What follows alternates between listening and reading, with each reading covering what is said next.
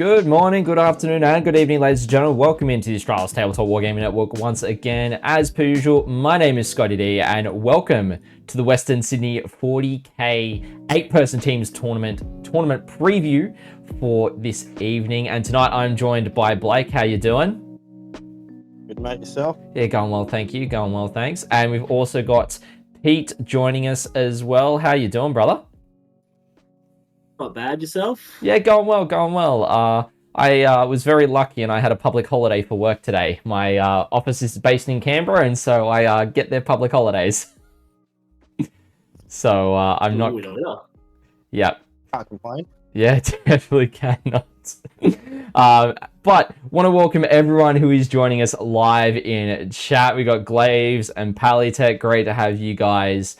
As well as everyone else who does join us live as we do these tournament previews live over on our Twitch channel, I should say. And then we upload them afterwards over onto our YouTube channel. If you do have to leave halfway through the preview stream or you jump in halfway through, then you're able to catch the full thing afterwards later this week ahead of this weekend's teams tournament. But without further ado, ladies and gentlemen, let's get into a few things here. So Blake is one of our newer team members here at the ATWN, so we're going to start off with a bit of introductions. I know, Pete, you've been on before, so we'll do a little bit of a quicker introduction about yourself. But Blake, why don't you introduce yourself first, and then we'll go to Pete. Hey guys, going on? I'm Blake, living out in the Hawkesbury at the moment. Been playing, I started playing 2008, I think, in 4th edition. My army was just 4 Solon Blackreach, 4 calves, and just that was it. I stopped playing just before 5th edition came out, and then I think I played one game at 8th edition, then 9th edition came out, and then here we are. I've been played Eldar through most of 9th, and then I've played Chaos Knights exclusively in 10th. Yeah, that's me. Yeah, nice. I'm just increasing your volume a little bit there, Blake. We just had some feedback in chat. Thanks, Palitech. I appreciate that, brother. So hopefully Blake should be sounding a little bit louder now as well. And then Pete, how about yourself?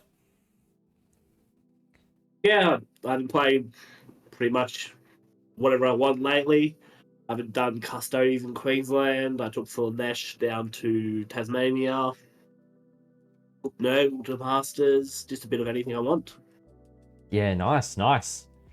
Helps when you own every army. Oh, most of them. Yeah. Nowadays. That is very fair. So awesome. Well, I'm going to turn to Blake for the next question. There you go. So, Pete, you want to tell us about the history of the Western Sydney 40k tournament team and why you started it, and why it's important to you? Yeah. So, Western Sydney Gaming started with Todd and myself. We started it probably 8 months ago now, maybe.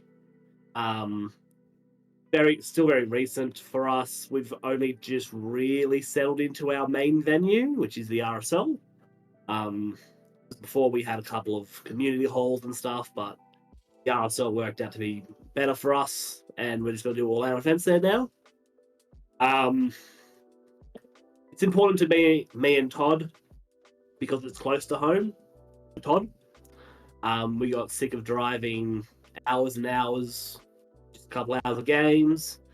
So somewhere close nearby is great. It also brings out the scene in the Penrith, Western Sydney area a bit more, rather than having only events in inner Sydney.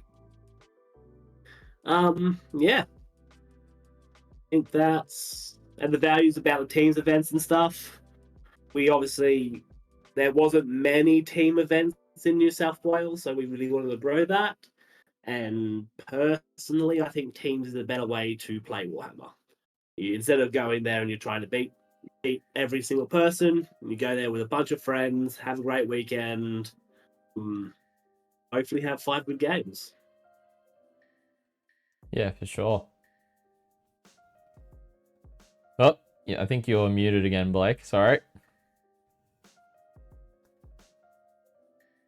Yeah, haven't gotcha. Whilst you sort that, I'll continue things. So yeah, that's really good because Teams is I think we got you again, Blake. Oh, we good? Yeah, gotcha. Yeah. Cool. What I was saying is there was, especially in Sydney, like finding a team event, you'd maybe get one like 3-man a year. It was pretty hard to come by. Yeah. Mm. But now we have 6s, 8s, and 3s. So we have all you want. Yeah. Yeah. Spoiled for choice. Yeah. I think the other good thing to also add about Teams is that you win or lose as a collective. So even though you might lose your game, you may win as a team. And so it kind of can like, okay, cool. Like you're working towards a collective effort rather than for just playing for yourself. Yeah, absolutely. Cool. So if there's nothing else that you guys want to jump in for chatting about, you know, the background or anything, we can obviously touch on other things, future plans and stuff a bit later on. Let's talk a little bit about the tournament itself. Now, having had some feedback in chat, I hear you guys. I do. So we're gonna keep to the Cliff Notes version of the player packs going forward, to really kind of drill down into it. Glaves, maybe. We'll see. So Pete is your main referee and Todd's your admin, which is great. 3.5 hour rounds with 5 rounds is Very generous. yes. I know after the last event we had no, not after the last event, before the last event, Pete, we were chatting about round times and stuff and how you felt, but you stuck with 3.5. What's your thoughts behind that? 3.5 gave us enough time where we were only chasing up a few people.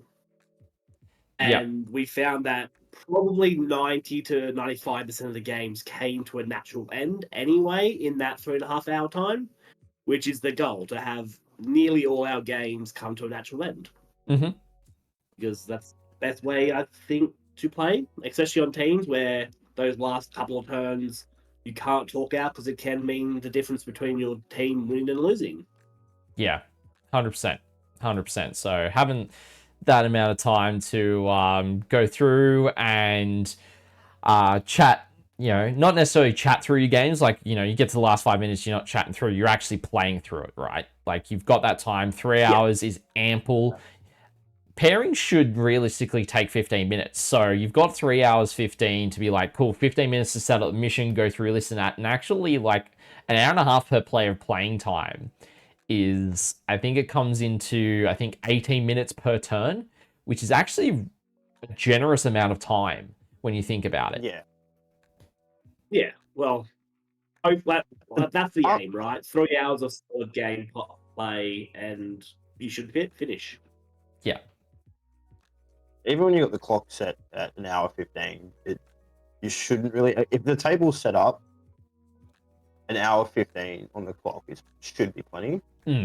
Obviously, it's army dependent, but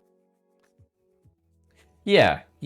So considering you've got to change the terrain after every round and stuff as well, you know, that also plays into it because obviously different tables will have different densities. You need to find that table, set it up for the right map, all that kind of stuff. So that plays into it. Obviously, in the players pack, you've got all the relevant links you need, the WTC FAQ, army rules, charging, because we all know WTC charging requires its own document. The base sizes, chess clock rules, and individual player penalties, which is really good to have those just linked straight in there. So if anyone needs to reference that, you can just go straight to the players pack and find it. You got the run through of the pairings method. We're not going to hit that. We've hit that before. So if you're not familiar with teams, there's lots of other content out there in terms of pairing process that you can find. Particularly StatCheck has done some really good pairings process info. Also, we've covered it in a few previous tournament previews as well. So you can check that out there. That's just the rest of the pairing method. In terms of the schedule, Glaves, nah. I'm not gonna do that, brother. So okay, for folks rocking up on the day, super important to know. Play Regio from 8:40 in the morning. Play briefings at 8:50. Round 1 kicks off at 9 a.m. This is where we get into a little bit of the meat and potatoes because we're going to talk about the missions. So this is where we'll spend a little bit of time talking about these. So round 1, you've got the ritual with swift actions, so advanced fallback and action, on Crucible, so angled hammer and anvil. Round 1 for ritual, I'm intrigued why you went that way, Pete. As one of the WTC mesh missions. Ah. Lazy. Lazy. WTC, I went off the missions from last year, and I didn't like their round 1, so I went round 2, and that was it. But it also, look, the ritual is a very close game in my experience. You either have massive blowouts where that's what's going to happen anyway, or you have a lot of tight games. So I don't mind having a lot of tightish games in round 1. Then it leaves people open to do the good old submarine, where they can get, second or third at the end of it. Yep. Draws aren't a bad thing. No. So it's important to also remember that in WTC scoring, you've got to get more than 5 points to secure a win in your games as well. So that's also something important to note. So if primary is a bit closer, it means it does come down to secondaries a bit more randomized than a little bit more matchup dependent, but depending on pairings, that should be mitigated a little bit if you're doing, if the pairings process goes well for your team.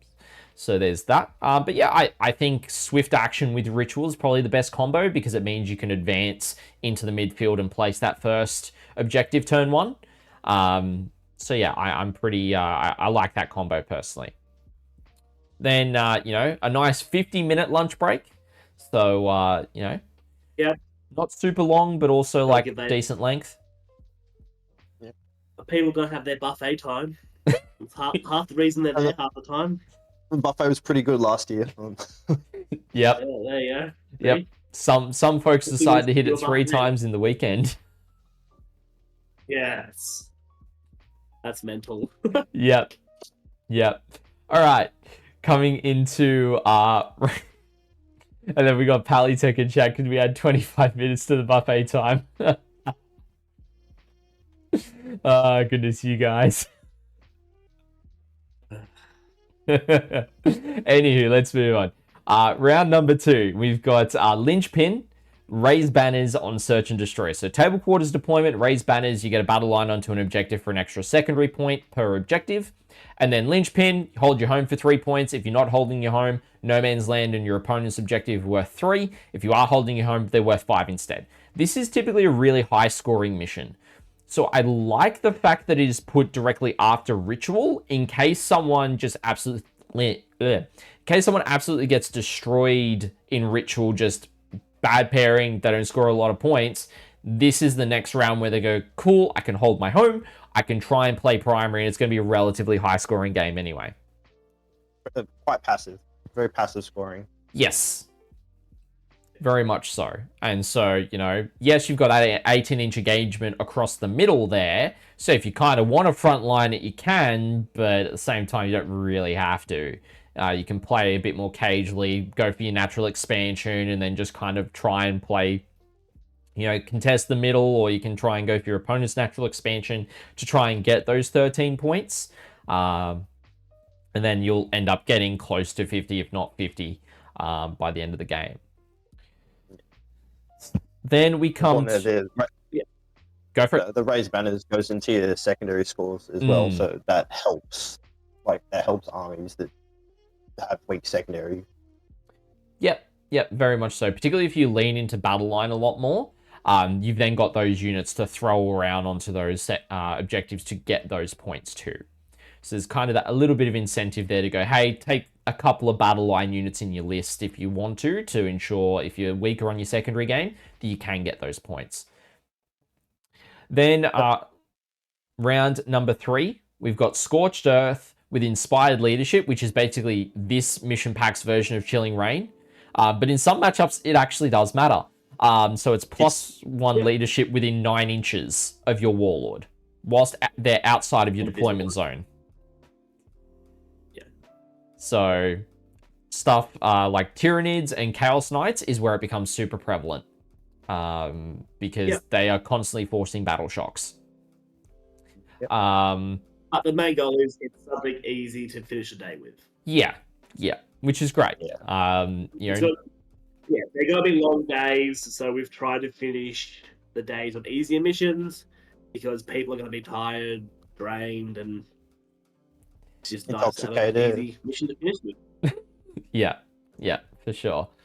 So yeah, Scorched Earth, usually a pretty high scoring one as well. So, you know, depending on how day 1 goes, you could actually end up with 3 really high scoring games.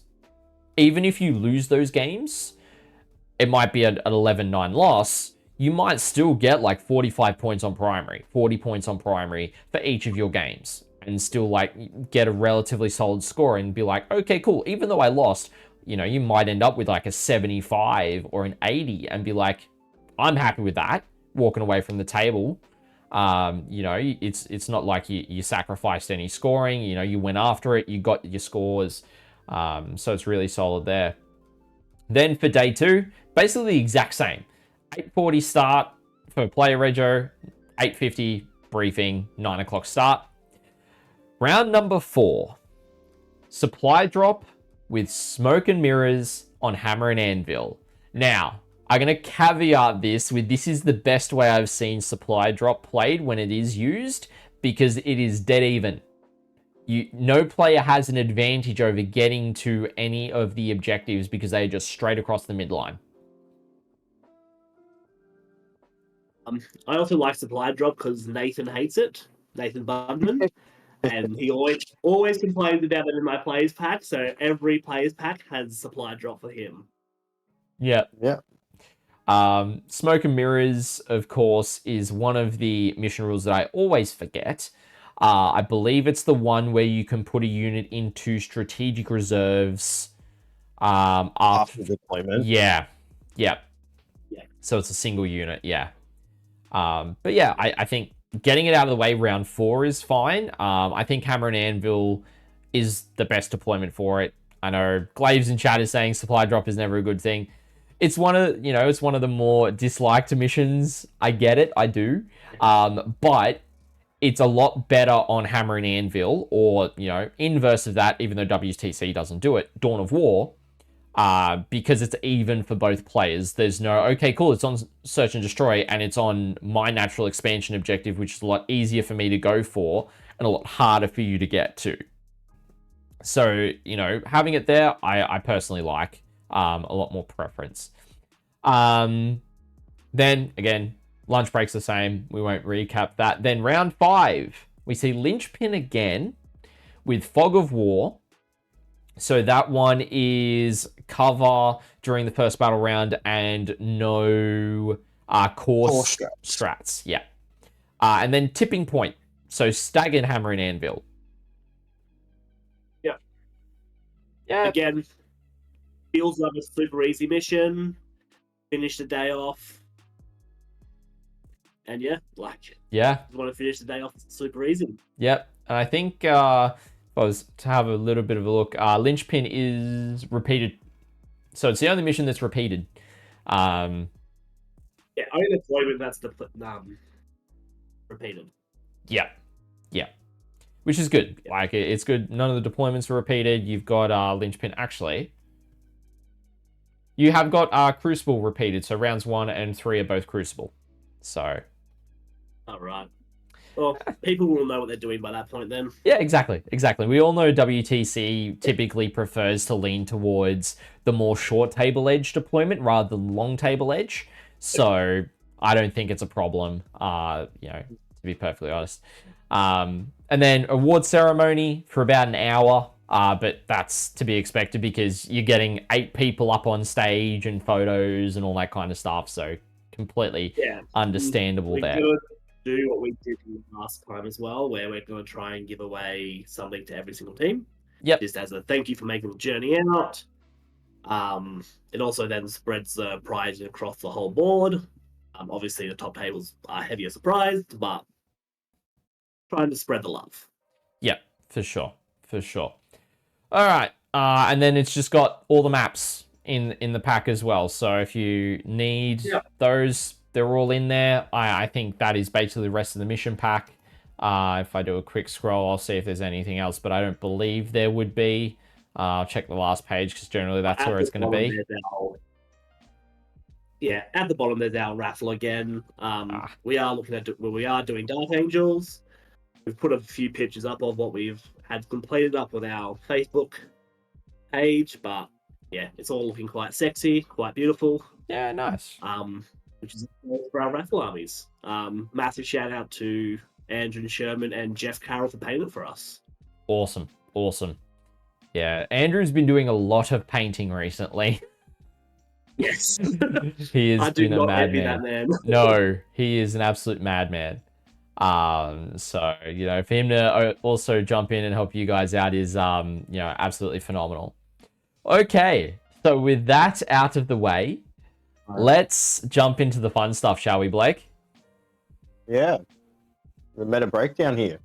Do super factions first.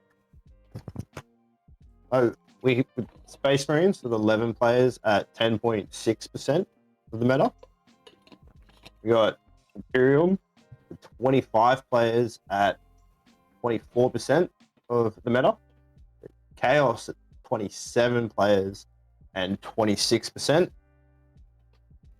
Hive Mind at 11 players again at the 10.6%. Eldari 10 players at 9.6% of the meta, and Xenos with 20 players at 19.2%. Yes, it is very diverse in terms of the meta. The important thing to note, ladies and gentlemen, when we are looking at teams metas, that any one faction can only be taken once by a team. This also includes as allies, and it also includes Space Marines in general. So whilst we don't have Space Marines down on the podium, you can only take any form of Space Marines once. That's it.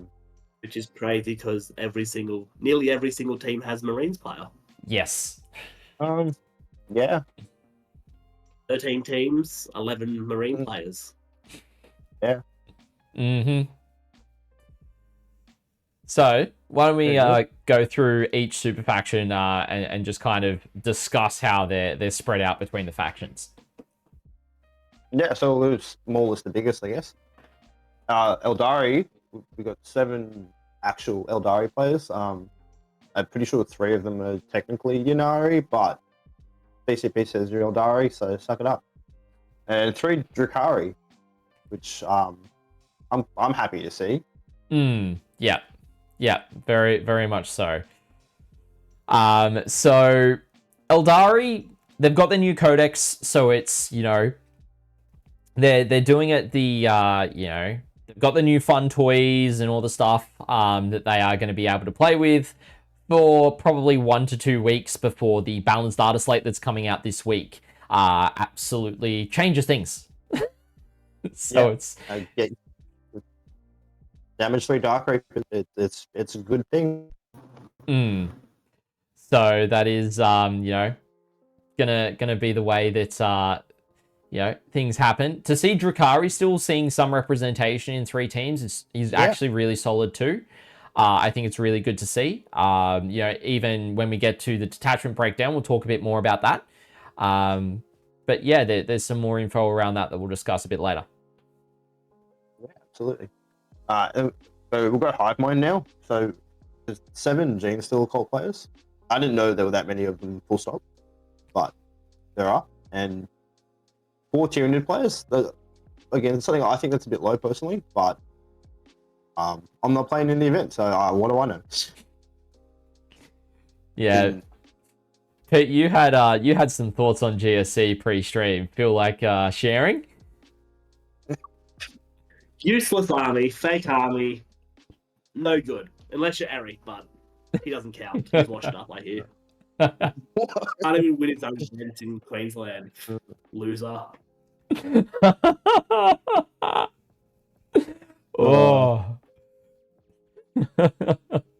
GSC, I'm not super surprised with them because in concept they're a very good Elder Hunter. And with the new Elder being allowed, you got to find a counter for that because half their rules are cracked, and that's being generous. So, not surprised to see a massive reinsurgence of Gene Steel cult players to counter that Elder increase. Mm. it's just not many people tech into GSC. It's also a very hard army to tech into because if you tech too far That's why. Yeah, if you tech too far into GSC, then there are a lot of other armies in the game that then become problematic for you. So you kind of go, well, do I want to just have one faction be a bad matchup for me where I struggle, or do I want more than one faction where I'm going to struggle? Typically, players are going to go, I just want GSC to be the one problem because in a singles meta, they're kind of a bit rarer. In teams, they're a bit more popular, but at the same time, teams allows you to build a few counter armies that you can go, cool, if GSC get put up to defend, I can throw the 2 armies that I have designed in the team to deal with GSC. They have to pick one. So, but more often Or than someone not, just takes the 0, like... yes, someone just goes, okay, cool, I'm just going to go under the bus and just cop it for more favorable matchups. But I also think you're right on Tyranids. However, there are a few faction experts on Tyranids that are in attendance this weekend. You got Josh Hines, Rowan Kennett. Those 2 guys are Tyranid diehards. Rowan from the ACT, Josh from New South Wales. And they are gun-ho on Nids. And they are players to keep an eye out for. They are, as I said, faction specialists. So they know their codex inside and out when it comes to things. So Tyranids hard dying. They are a bit at the moment. They were the first codex out for the edition. They're struggling in their win rates. They need a bit of love. I do agree. So hopefully we do start to see that in some ways going forward. Go to Xenos next. We got 7 orcs. Quite a lot of tactical brigade, which I think is terrifying. 5 Necrons. 4 Votan and 4 Tau, which I think is a good contrast. Like if you look at the meta of the previous 8 bands, I think we had 1 Tau player. Yeah. I think that the Grotmist detachment definitely gave them something that they needed. Yeah, definitely agree. I think it's important to note orcs have been really rising up in the meta as of late. They are really strong, and it's not just Tactical Brigade either. Their other detachments still have a lot of play, and when we talk about their detachments later on, you'll understand the spread between them because there are a few that are being taken.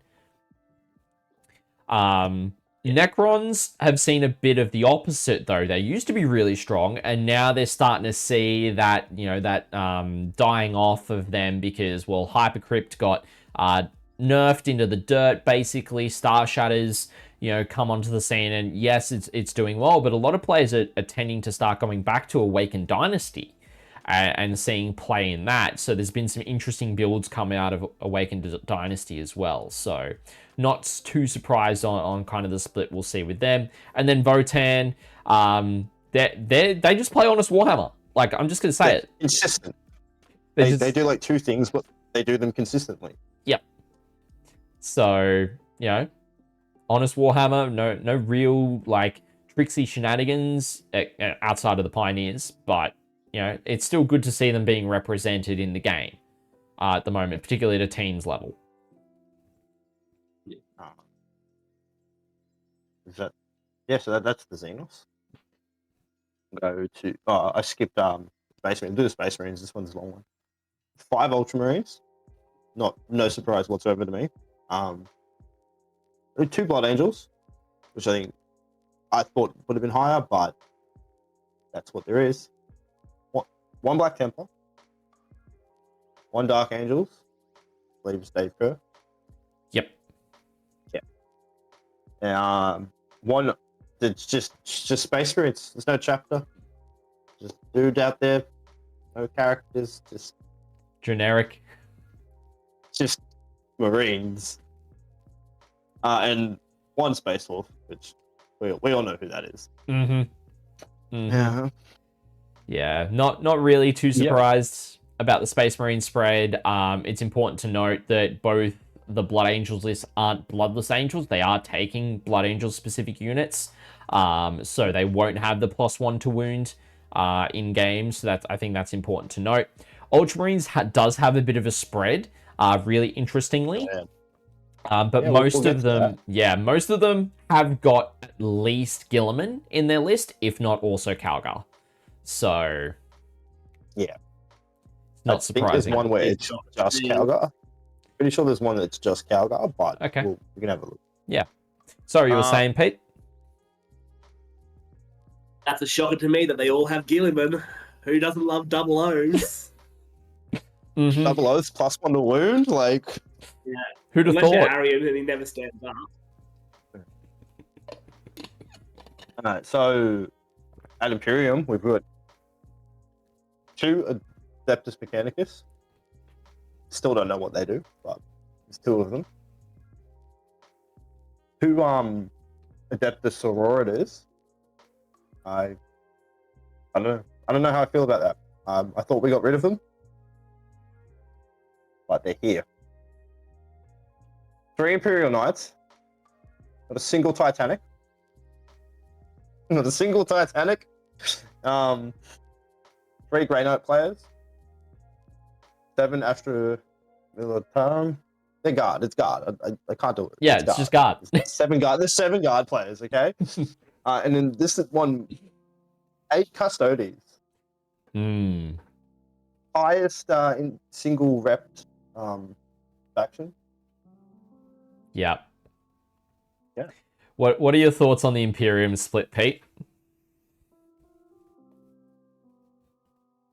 Sisters is a surprise. Yeah. Because they've been hurt a lot. Custodes isn't. Like, Custodes is still a really good teams army. They've been even a decent singles army. Guard with all their new buffs and all that. I'm not surprised by Guard. Guard in teams not a is surprise. And yeah, like, good on Custodes for having that. Yeah. Otherwise, Mechanicus is just Alex and Ben Warrior, I'm pretty sure.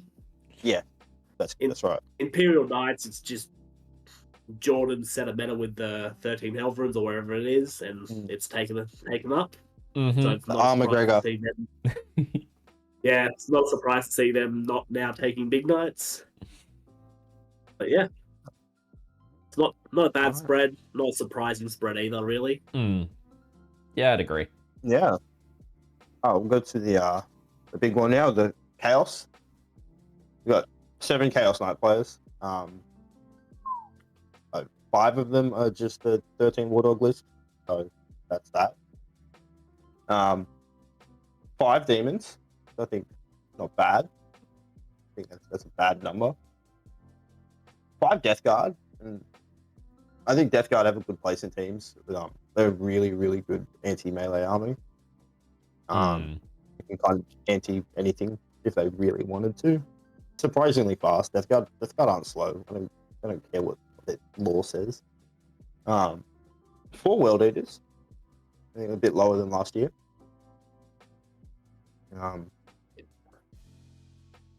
This one I was quite surprised by. It's 2 Chaos Space Marines. Both are Renegade Raiders. I really thought that number was going to be higher. Mm. But 3,000 something. That number was definitely higher last year. Yeah. And then the one nobody really prepared for was the single Emperor's Children player. I think it's important to caveat, it is not using the Emperor's Children Codex, ladies and gentlemen. It is using Emperor's Children Index with the Chaos Space Marines Codex. Super important to stipulate that. It's just pink Chaos Marines at this point. Yeah. And they're bends, they're not even really pink. No. I'm sure he knows what he's doing. So which takes us to the faction podium, because the first place, as I said, was the Adeptus Custodes. And 61% of teams still Custodes. I think that's awesome. So Eldari, Guard, Chaos Knights, Gene Steel Cults, and Orcs are tied at 7. That's 53.8% of the teams took that many. Demons, Guard, Necrons tied for third at 38%, 5 teams.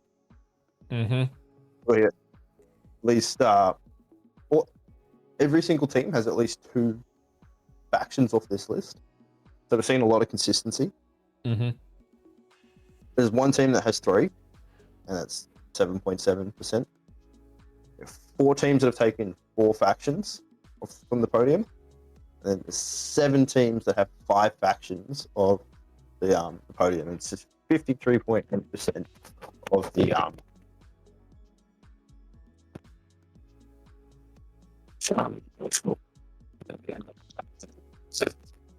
think we've just lost you a little bit there, Blake. Sorry, it's gone a bit crackly on us, your mic.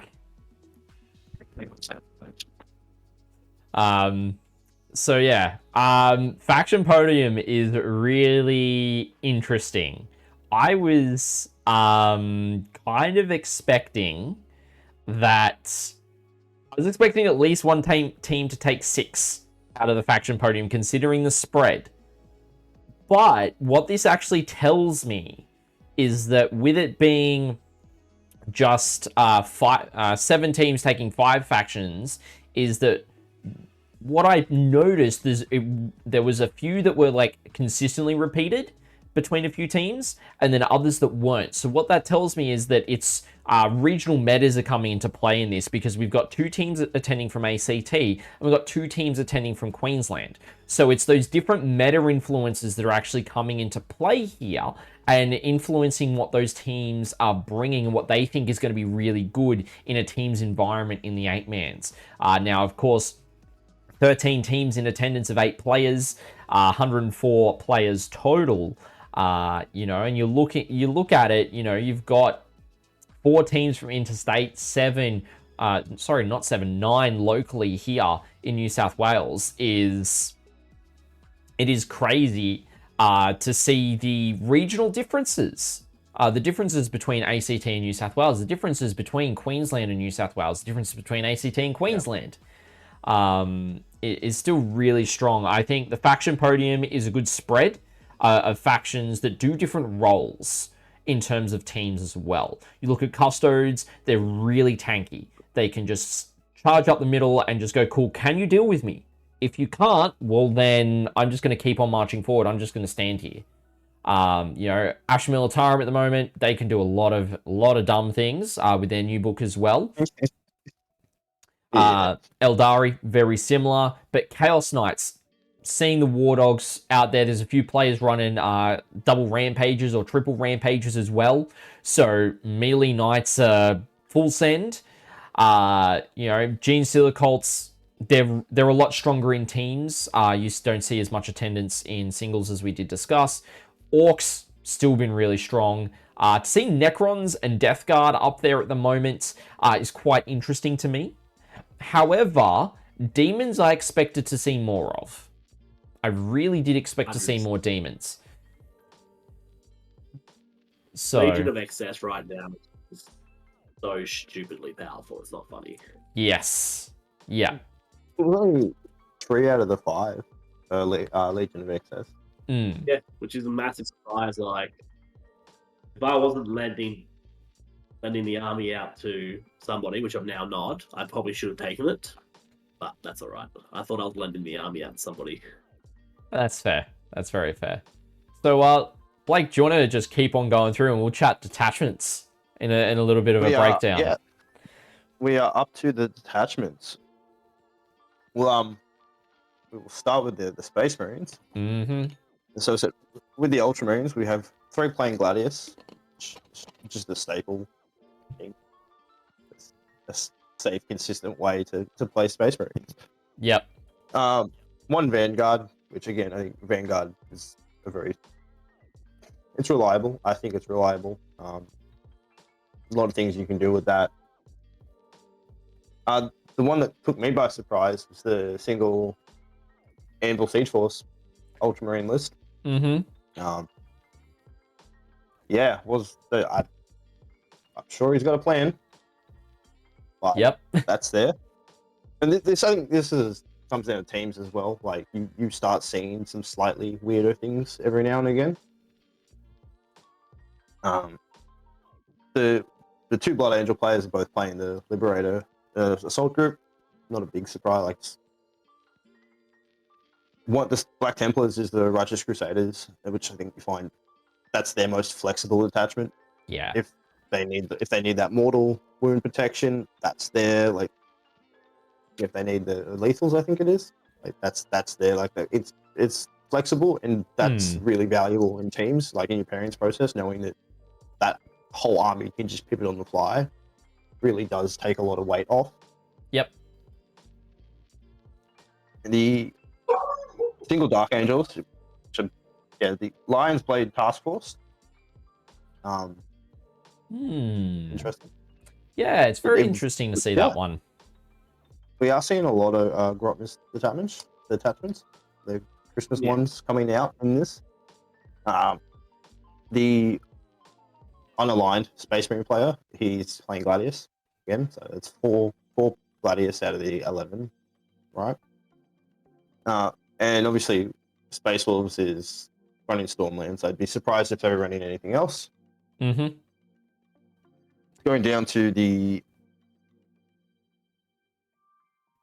Imperial stuff, we've got the Custode spread's pretty cool. So there's obviously 4 rolling. We've got 4 playing the Solar Spearhead. So again, a Christmas detachment.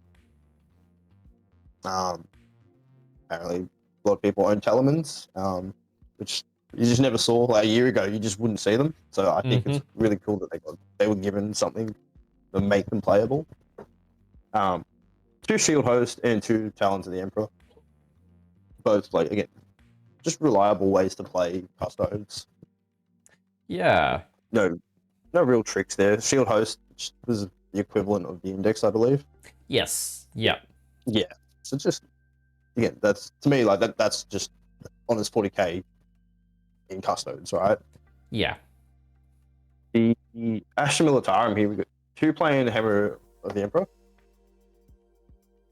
I believe it's the one where the tanks can auto advance 6, move through walls, and just that's what you need. We need rogue Dawns going through walls. The important thing to note with that detachment, though, their guns don't gain assault, so you can't just auto advance 6 and then still shoot. I think you have. They have a strat for it. Yeah, but it's on 1 tank. Yeah, but if that tank was on the other side of the wall and is now in front of you, you got to what are you sure, do, right? Like there wasn't a tank and now there is a tank. Yeah. Yeah. And then 5 Bridgehead strikes, and again, that's Christmas detachment. So, and that's I believe it's the Tempest Scion one. Yes. And so buffs their drop turn. Because they nerfed the Quillons, it's okay, guys.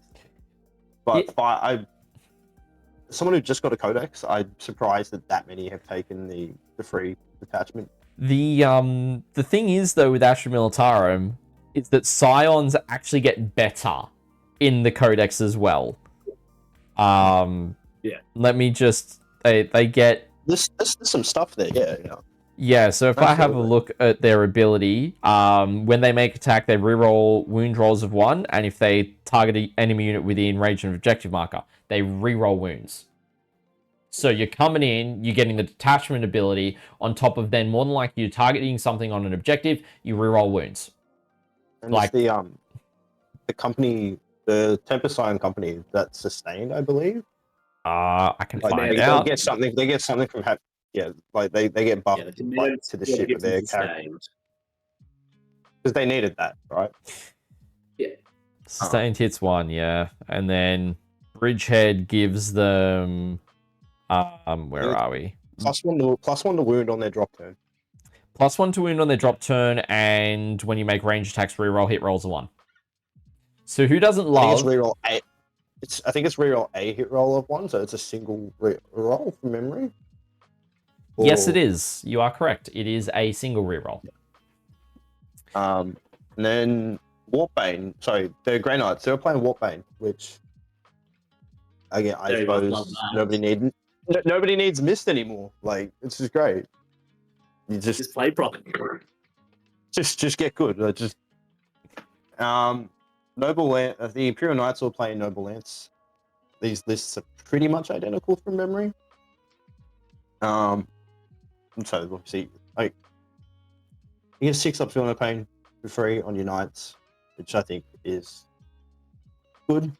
Could be better, but I don't think that this list. I don't think really cares about its detachment. It's just like, oh, we'll choose this one because it gives us a passive 6 up, but I'm really not going to care about it. Yeah. The Adeptus Sororitas are both playing Hellhead Martyrs. So, yeah, I mean, that's the decision. Yeah, I think it is. Yeah, I think it is the better detachment for them now. I think because of how hit Bringers of Flame got. I want Penitent Host. I want the Penitents. All right. Why isn't that here? But yeah, no, Hallowed Martyrs hasn't had much change to it, so it's still pretty stable in terms of the detachment. It's more just unit costs and stuff that have really kind of driven Sisters players a little bit away from playing Hallowed Martyrs in general, or Bringers of Flame nerfs just coming down too hard. Do you know what's happened? What it is that these Sisters players didn't own 13 Armigers, so that's why they played Sisters. Oof. That's what's happened. Oof. Okay. But for everyone's context, on that point, though, the reason why we're saying that is because in Jordan McGregor's Knight list, he allies in a Sisters of Battle Immolator. That is the key point. Jordan also in did lastly in Podium images recently as well. Mm-hmm. Yeah. Changed all of its War Dogs armages. They're still painted as chaos. They've got spikes and shit, and they're just like, no, they just had a change of heart. It's fine. Yeah, the gun's different, right? Well, yeah. All right, the Adeptus Mechanicus, Halo's Creed Battleclade. That's a mouthful. Mm-hmm. That detachment name could have been shorter. I don't know what it does because it was too long. I assumed that its rules would have been 3 times longer, so I didn't look them up. And then the Skitarii Hunter cohort, which again, that's a safe, that's a reliable way, a good passive buff on your core units. Just with Halo's Creed, it is the Grotman's detachment. You pick 2 units to gain a keyword, and you pick a buff to apply those 2 units. There's stuff like additional movement and a few other. I think one of them is also stealth, so -1 to hit. But yeah, I think you got 4 different buffs to pick from that you can get on your stuff. Which This really is solid. on top of the imperatives, right? Yes, it is. Yeah. So yeah. So much bookkeeping. Overall, the Space Marine spread of detachments pretty easy. The spread on Astra Militarum is a little surprising. I would have expected maybe a combined arms, like their combined regiment, the catch-all in teams rather than Hammer, personally. But I do understand why Hammer's probably taken as a bit of a stat checklist. It would perform a bit better in teams. It's just that it's one of those things is that sometimes you might not get your table pick. And if you're playing a vehicle-heavy army, and this is where we saw like the success of the 13 Wardog list, like just being able to ignore the terrain in a game where the terrain is so important. Yeah, it's just like it's a good pick. Yep. Custodes, again, that's a pretty that's a good spread in my opinion. It's not everyone going, cool, I'm just going to send everyone down Solar Spearhead. It's going, nah, I don't really have the models for Solar Spearhead, so let's pivot into other stuff. I think that's fine. Yep. But yeah, I reckon let's jump into Chaos next. Yeah. We'll start with as I mentioned in the breakdown earlier, that the two Chaos Space Marine players, both Renegade Raiders. Fast gun's good. Yeah. That's what do you say? There's the Thousand Suns. They were playing Cult of Magic. I don't know what their Grotness detachment was, but apparently it was not as good as everyone else's. It's so bad. But all the World Eaters, they were playing Berserker Warband. The Demons, I mentioned earlier, 3 Legion of Excess. We got 1 Legion of Blood and 1 Plague Legion. So 1 Nurgle, 1 Khorne, 3 Slanesh. I think the Tzeentch one was just too hard for people to pronounce. So moving on. Yeah. Death Guard, we've got 4 Plague Company and 1 Flyblown Host. Which is you, Pete, I believe. I don't know what that does. Everything scouts and everything has stealth. Just an easy army to pilot while you're drunk. Hopefully. You got a bit crackly again, Blake. Sorry. Just thought I'd let you know. All right. So overall, the spread for Chaos. Pete, what are your thoughts? Oh, hold on, one sec. We gotcha. But the Emperor's Children is playing Veterans of the Long War. Yeah. And obviously, all of the Chaos Knights are playing Trader's Lance, because if you take the damned units, you don't get 13 War Dogs. Yep. Yeah. So, Pete, what are your thoughts here, being someone who plays a lot of Chaos? That's not surprising at all to me. Renegade Raiders has done well because there's a lot of Predators in that, and Predator Slap. The Blood Legion for Demons, what a Chad. I can respect that. Otherwise, Legion with Excess and Plague Legion are both very good armies. Death Guard, excluding me, you don't take Blown Host if you want to do well. That's not a surprise. Trader Lance, yeah, it's what War Dogs do. It's just not a surprise. Yeah. It's very much what I would have expected from Chaos. Yep. Cool. Go on to our Xenos stuff. Chow, 3 running the Auxiliary Carter. Again, another Grotness detachment. I'm not really surprised. It's extra AP. Like, for having screens is the easiest way to sum up that detachment. Screen recruit, your guns get better. Good. Mm-hmm. And 1 plane, 1 car. 1 car. Go to the Necrons. It's 3 Shatterstar Arsenal and to Awakened Dynasty. Piper Creep's gone, guys. Grey Knights don't have mist anymore. We did it. We did it, guys. No. All 4 of the Leagues of Votann are playing Oathband, which fine. Yeah, not surprising at all. There's not a lot to say about Votann, and that's not a bad thing. The Orc spread's pretty good in my opinion. For the amount that we had 2 bully boys, which I'm surprised is still around. But I suppose, yeah, like they hit mega knobs. They didn't hit normal knobs, so that's an option. Mm-hmm. Tactical Brigade, which when I read that detachment made me want to play Orcs. Very good. 2 playing Warhorde, which is just Orcs the way Orcs were intended to be.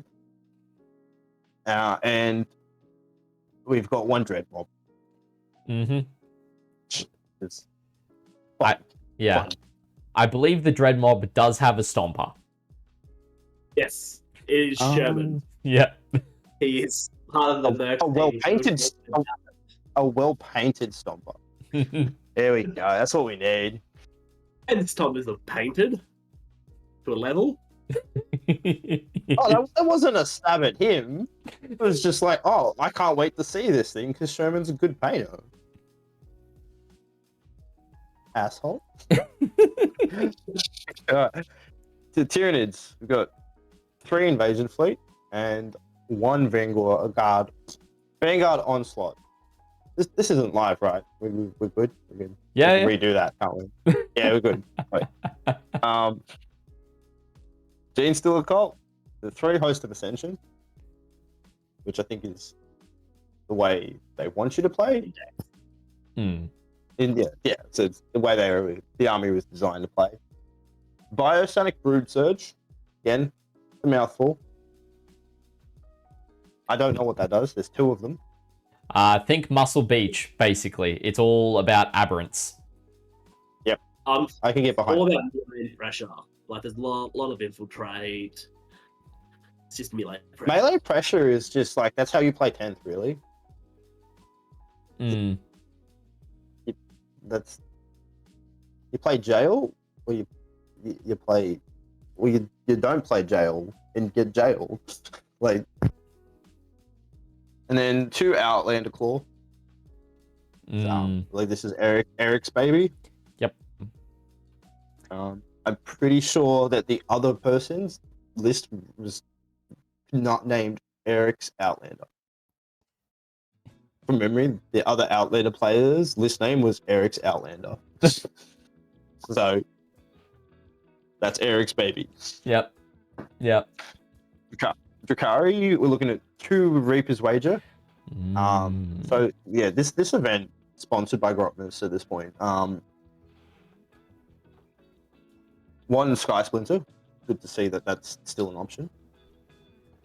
And then we get to the Eldari. We've got 3 Devoted or You Need. 2 Aspect Host. This is the one I thought would be higher. Mm-hmm. I thought Aspect Host would be a lot higher. And 2 War Host, which just makes them like a little bit faster. Yep. At just the detachment rule, it's just like an extra inch of movement when you use the agile maneuvers and stuff.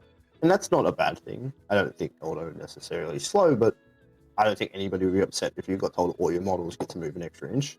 Mm-hmm. So, particularly if you're rolling a random dice to determine that movement.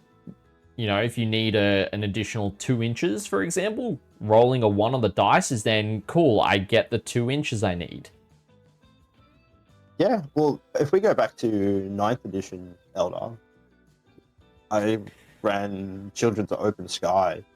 So it's just, whenever you did your battle focus for an advance, minimum of 3 inches, like you can never get lower than 3. And everything moved 1 inch faster unless it could fly, and then it moved 3 inches faster. Yeah. And that's how I played Eldar in 9th. I just got to get where I want to be. Yeah. So yeah, nothing wrong with an extra inch of movement. Yeah, for sure. I believe that is everything. Yeah. All that is all of our detachments. So 104, everybody. yeah. For the Xenos catch-all, of course, we've got Eldari and Hivemind in here. What are our thoughts in terms of the spread? Pete, go for it. Very even. Like, nearly every Xenos army, except for Photon, has a spread of different detachments. Which is fantastic to see, because that isn't just versing the same detachment every single time. The highest number being 3, the lowest number being 1. It's not a big differential when you look at it like that.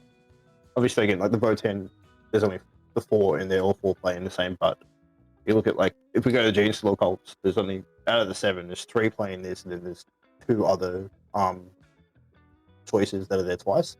So running into, like, if you had to play Gene Stealer twice this weekend, first of all, I'm sorry. Secondly, like, there's a chance they might not be the same detachment. So, yeah, I agree with Pete. I think it's a good spread. I'm not surprised that all the Votan have gone Oathband, because the other one is just half your army gets stuff, the other half does not, basically. So I'm actually quite surprised to see Montcar in attendance, but it also doesn't necessarily surprise me in a teams environment, again, where you can do the, you can go, cool, Montcar, first 3 turns, I got an army rule, I decimate you in that time, and then I just focused on scoring. That's what you want to do. I think one of the biggest things holding Tau back is that they are very terrain dependent. And to guarantee them that terrain, you might have to put them in an unideal matchup. So, which I think why the auxiliary is a bit better of a choice, because you've written your list in a way that you have X amount of redundancy. Yeah. And you're taking all these crew just to stand there. Like, obviously they can do actions, they can be on the point, but their job is to make the rest of your army shoot better. Yeah, for sure. For sure. So, yeah, outside of that, Orcs is, again, a bit of a surprising spread, as I was talking about earlier. Not seeing them all go, cool, we're just going to go Tactical Brigade and Bully Boys, but seeing Dread Mob in there and seeing Warhorde, again, just speaks to the strength of the Codex and how it is in the current meta. Seeing a good spread on Eldari is really good. The Devoted of Your Need coming out ahead at the moment, but considering pre-release, everyone was like Aspect Host, Aspect Host, Aspect Host. And then GSC having good spread as well is, really good to see that, there is Bioscientic around, whilst also Host of Ascension still seeing play, and Outlander Claw with all the bikes and Achilles Ridge Runners and all that fast-moving jankiness that they can pull off there as well. A lot of hand flamers. Yes, in general, they just have hand flamers out the wazoo. All right, so with the meta broken down overall, let's look at some lists. And the way we do teams, ladies and gentlemen, is we don't just look at one list from a couple of different teams. We do a full breakdown of the entire team, because it is important to look at teams lists in the context of the entire team, rather than going, okay, cool, we're picking out lists that we like from the teams, and it's like, well, what's the context within the rest of their team makeup? So that's why we do a full breakdown for you guys. And the first team we've got is, we're going to look at one team from New South Wales, one team from Queensland, and one team from ACT to shed love to the different states in attendance. Now, I will also note we are not looking at the ANZTC heavy teams, just to respect them at the moment, as they are in the lead up to the tournament at the end of next month. Don't want to really spoil anything too much for them, of course. For the preview on the weekend, bit of a different story. So, first team is Team New South Wales A that we're going to be looking at. They are captained by Ryan Duchatel, who's running Chaos Knights Traitorous Lance. Again, 13 dogs here. He's got the Stalker, 6 Brigands, and 6 Carnivores. Pretty straightforward. Not going to elaborate anything more on that one. We've then got Cooper Fitzgerald, who is running a Tau Empire Auxiliary Cadre. He's got a Cadre Fireblade with a Cold Star Commander, 10 breaches, more than likely in the Devilfish, 2 broadsides, I believe they're missile sides, 3 Fire Knife battle suits, a Ghost Keel, 2 Hammerheads, 2 units of 10 Kroot Carnivores, 3 units of 3 Kroot Rampages, 10 Pathfinders, 3 units of 3 Stealth Suits, and I think that is meant to actually say 3 units of 5 Vespid. I forgot the 3 off the end there. So Vespid have come in with a new kit as well. There is a lot of MSU in this list. It's going to be doing a lot of scoring with the Vespid and the Stealth Suits for guiding as well, which is really nice. But also you've got... Yeah. Stealth Suit tax, it's real. Yep. I mean, they're only 60 points per, so, 180 points. 180 points. Yeah, 10% of your list. Just not the 9%. Yeah. Yeah. Just so they function. But yeah, as we were saying, it's got the screens in the Kroot. It's got the Kroot Carnivores. You've got the Rampages there for a little bit of melee pressure where you need it. But then you've also got the Hammerheads and the Ghost Kill and the Broadsides to really deliver a lot of firepower. Then we have got Daniel Nagai's Eldari Aspect Host. And this is the first aspect, I think it's the first Eldari list we're looking at. I think we might have 1 or 2 more. However, the important thing to note is that hobby lag is real. And we'll see this in the Eldari lists. So for Daniel's list, he's got Azaman, an Autark Wayleaper, and Jane Zar. A Wave Serpent, he's got a unit of 10 and a unit of 5 Dark Reapers, 5 Dire Avengers, a Falcon, 5 Fire Dragons, 2 units of 5 Howling Banshees, 5 Rangers, 2 single Warlock Skyrunners, 2 units of 5 Warp Spiders, and 2 individual Wraith Lords. So, really interesting. Typically in Aspect Host, you're seeing at least 3 of the Phoenix Lords. Typically, it's going to be Fuegan, Azaman, and pick the third of your flavor. So, only seeing 2 here is... Yeah, I get it. Like, I know what you're saying. In Lilix or Likes or whatever. Lycus. I'm going to call him Lillywinks. His name is Lillywinks. I think that's probably the biggest staple at the moment. Because see, he lets the Warp Spiders charge after doing their flicker jump, so that's massive. Yeah. I think Astro is a staple. Like if you're taking Dire Avengers and you have the points, take Astro. For me, in this detachment, the big shock for me is the Wraith. Pardon, Pete? If you don't have the points, you make the points. Asman makes that unit cracked. And there's no point running Avengers without Asman, in my opinion. Yeah, I'd agree. Yeah. All right. So next up, we've got Jackson Flinter, who's running Chaos Demons Legion of Excess. First Legion of Excess list that we're seeing. He's got Double Keeper, the Mask, 2 Torment Bringers on the Exalted Chariots, 2 units of 3 Nurglings, a single Beast of Nurgle. They are so dumb to deal with, the Beast of Nurgle. Is ridiculous. 2 units of 3 Fiends, 2 units of 5 Fleshhounds, 2 units of 5 Seekers, and 2 Soul Grinders. This is not a traditional Legion of Excess list. This is very map dependent. The Soul Grinders are a massive nightmare to move around. Yeah, you can pop them through walls and stuff, but you can't have them move through models. So this is very, very match dependent. I personally am not the biggest fan of this list. I like 15 Fiends. In my opinion, Fiends are probably what makes Slaanesh cracked. Seekers, yeah, Scout 9, move 14, they're super fast, get wherever they want to go. Nurglings, I don't think you need Nurglings if you have Fiends. Beast of Nurgle sits there and doesn't die.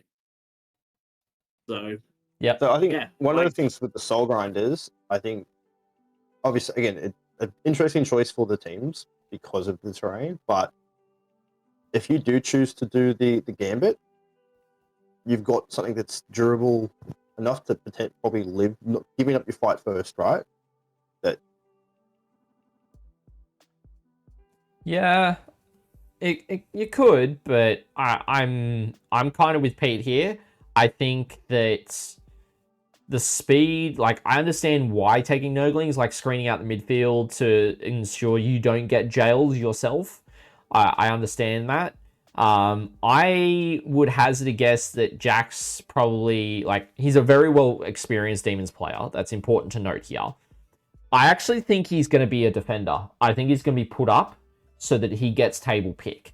I don't think he's going to be one that is put up as an attacker. Yeah, you need table pick with this list.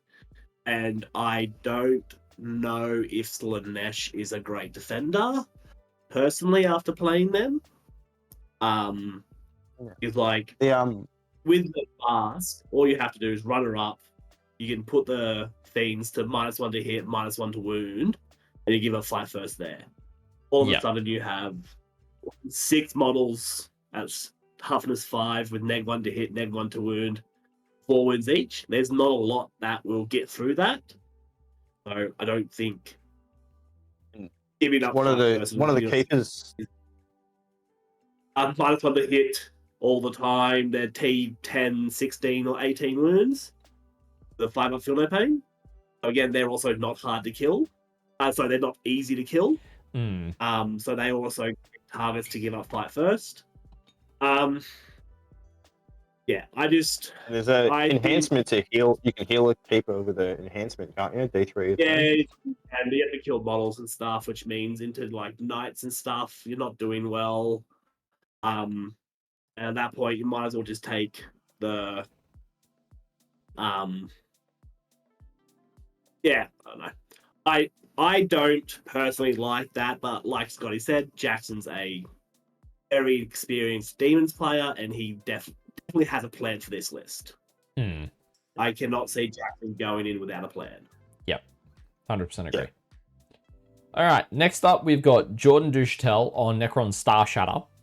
He's got a Catacomb Command Barge, Hexmark, Imhotech, the Stormlord, single Technomancer, and the Silent King, with a Canoptic Reanimator, Canoptic Spider, 6 Wraiths, 2 Crypto Thralls, 2 Doomsday Arcs, a single Locust Destroyer, 3 Ophidian Destroyers, 3 Scorpic Destroyers, and a single Triarch Stalker. Really interesting build. I'm not 100% certain, but he may have played it on the weekend at the Hunter GT. I may have played this build. But I think it's interesting that he's kind of lent into the Ophidians and some Scorpex for some melee pressure. He's got the Doomsday Arcs, but also the 6 Wraiths being a super tough, durable unit. You throw the Crypto Thralls in with the Technomancer into that unit as well. And they're just super, super tough to deal with. At least I believe that's how it functions. I could be wrong, so don't quote me on that. It's been a hot minute since I've looked at Necrons in terms of that combo specifically. Because Crypto Thralls were 40 points, and then they got hit to 60, and then nobody took them. So it's really interesting to see them back in this list. Next up, we've got Josh Brody on CSM with Renegade Raiders. He's got Chaos Lord, Cypher, 3 Dark Communes, 2 units of 10 Cultists, 2 units of 5 Legionnaires, a single Rhino, 3 units of 16 Accursed Cultists, 3 Bikers, 2 Predator Annihilators, and 2 Predator Destructors. It's a good list. Yeah. It's a good list. I still think ACDC is slept on a little bit in teams, especially after going down to Tassie with him. That list is very solid with pairings. Yeah. You give it once and it'll shred it. Even like, because the triple Accursed Cultist is hard to move.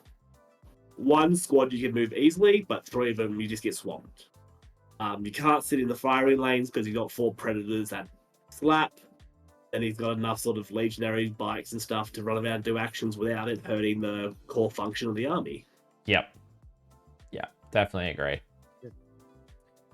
Then you've got Matt Lane on Drakari's Sky Splinter Assault.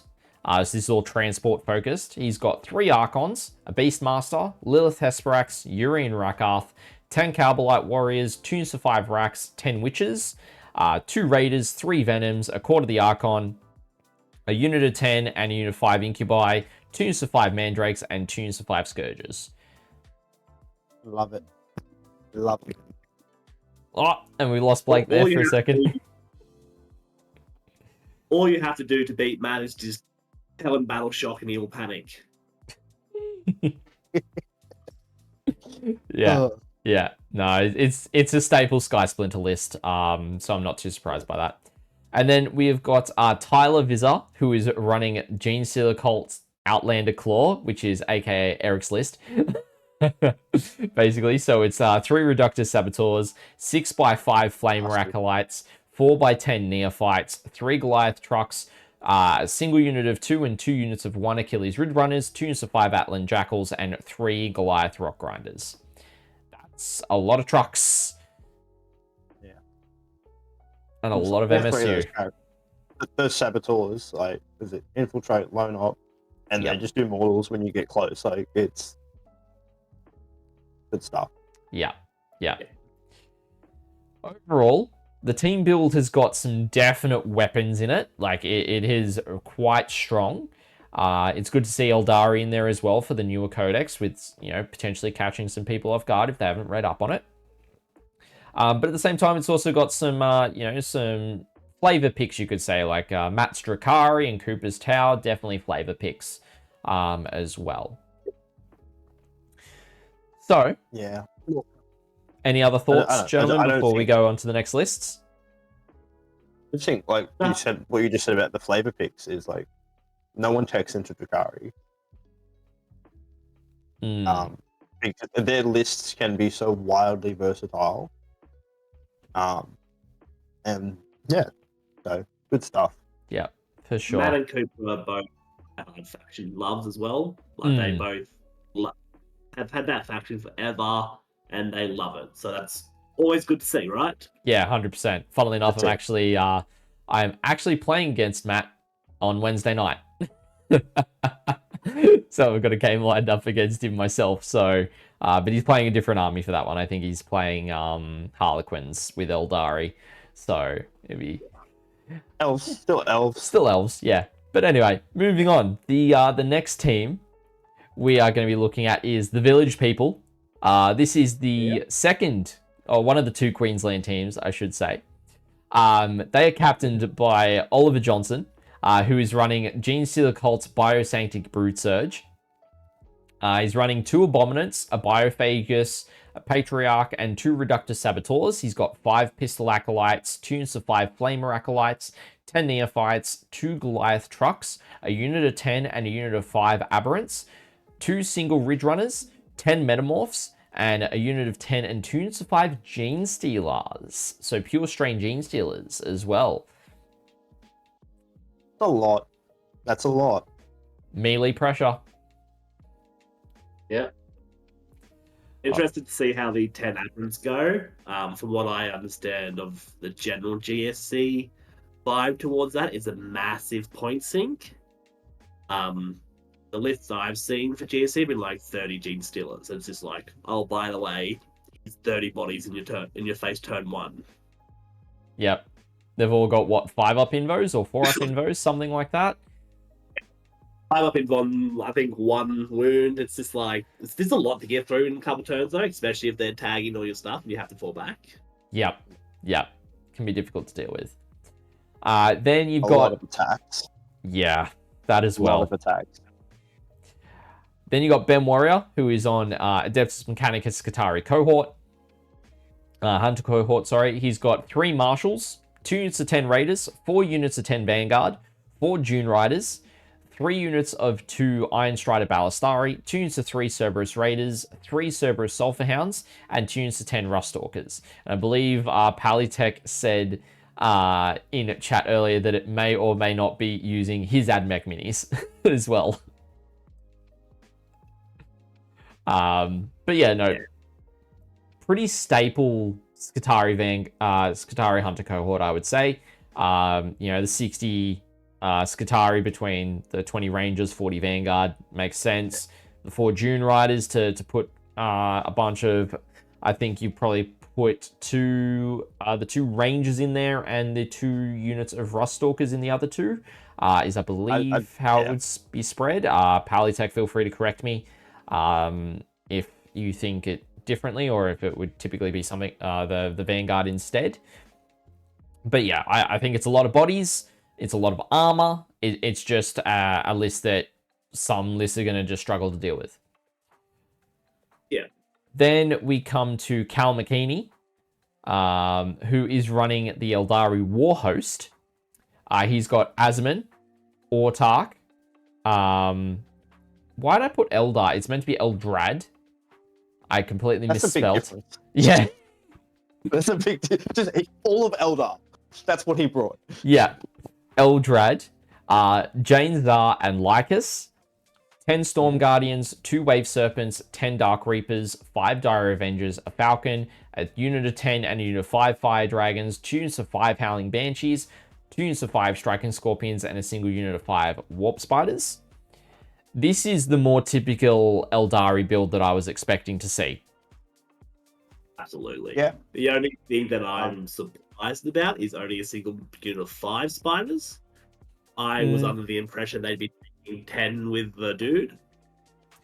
Yeah, in the meta, it's kind of come out that 5 is the sweet spot rather than the 10, just because of the real estate it takes up on the field. I was looking for the right word for a second there. So being able to shunt them, use their whatever the warp jump is for them. Like a jump. Yeah, harder to stop 6 models than 11. Yeah. Yeah. So there's that. Also, it's he's taking Striking Scorpions as well, which you typically either take Warp Spiders or Striking Scorpions. So seeing Striking Scorpions in there means maybe he's only gone for the 1 unit there.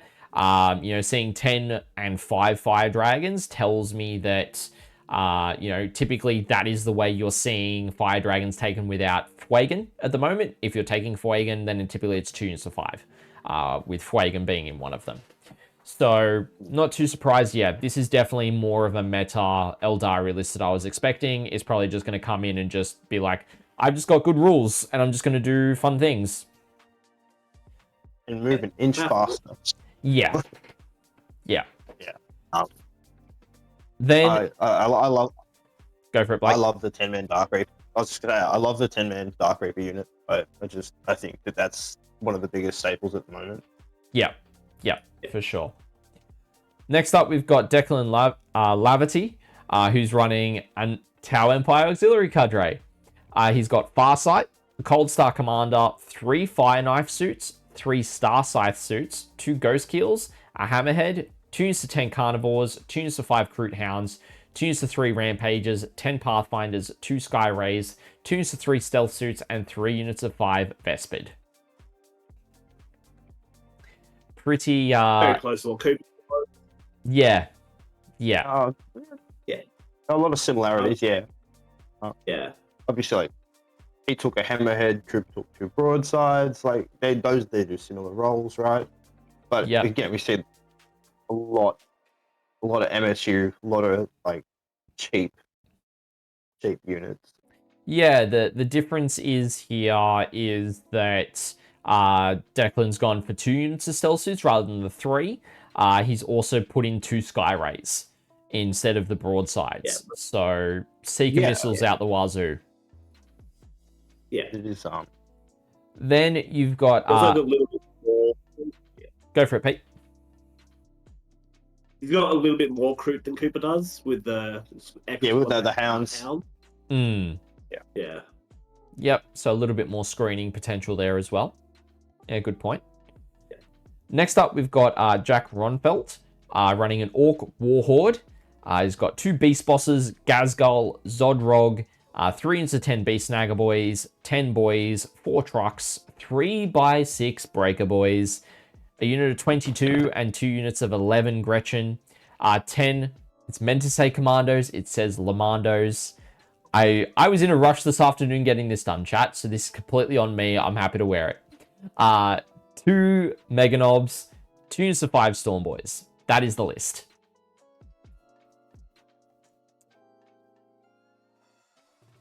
Very, very staple, in my opinion. I think we've also just lost you again, Blake. Yeah. Sorry. But yeah, Warhorde, it's very, very typical in that sense. Yeah.